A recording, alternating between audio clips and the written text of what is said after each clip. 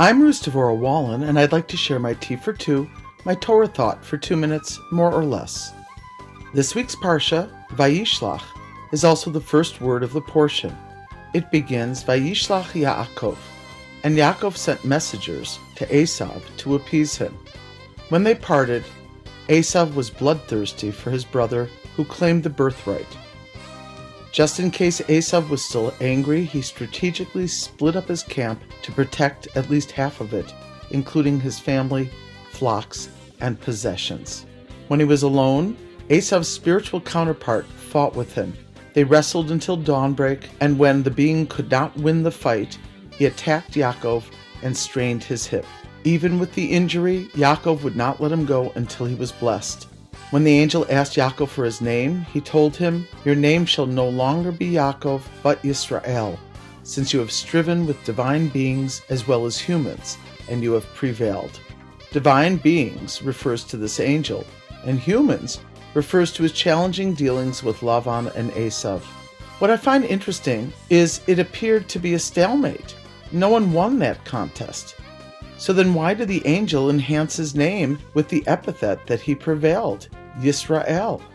One lesson for us is the importance of fighting for a cause, no matter how much effort it takes, even if a person doesn't win or fully accomplish what he or she is set out to do.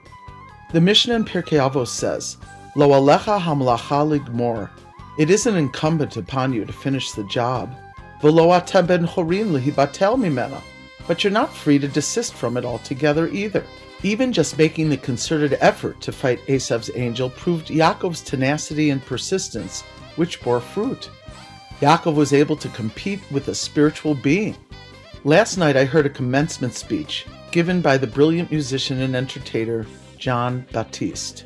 He told a story about a difficult time that could have broken him and his band, and he said, "I realized something very, very profound. Don't change who you are to fit the circumstances around you.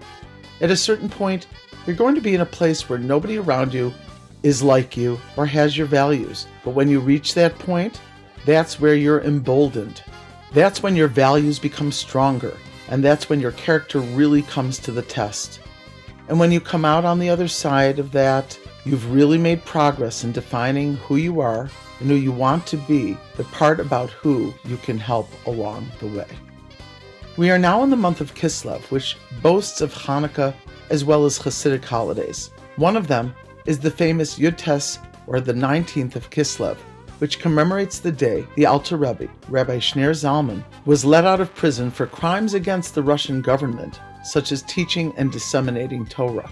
Despite the ramifications, the Alter Rebbe and his followers did what didn't fit the Russian government's narrative, at risk of life and limb.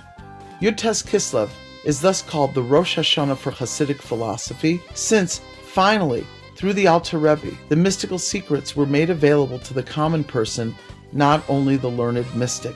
The Baal Shem Tov, founder of the Hasidic movement, once journaled that his soul ascended to the abode where Mashiach dwells, and he asked them, "When, Master, are you coming?" Mashiach responded, "Lichshe yefutzu, when your wellsprings will spread to the outer reaches." Today it certainly seems that with the availability of the internet, social media, and various digital devices, this prophecy is coming to fruition. If you're hearing this, it's likely through such resources. I find a fascinating confluence of the name of the portion and the themes of the upcoming holidays of this month. The Alter Rebbe disseminated the wellsprings of the Baal Shem Tov's Hasidic philosophy, which has grown and spread out further with his heirs, the Lubavitcher Rebbeim. Yeshaya, Isaiah, prophesies the role of the Jewish people in the ultimate redemption, saying, "To establish the tribes of Yaakov, and to restore the scions of Yisrael, and I shall submit you as a light unto the nations, to be my salvation until the ends of the earth." May we follow in Yaakov's footsteps in illuminating the dark places, and be like the lights of Hanukkah and the inspiration of Yud Tes Kislev, and truly light up wherever we go.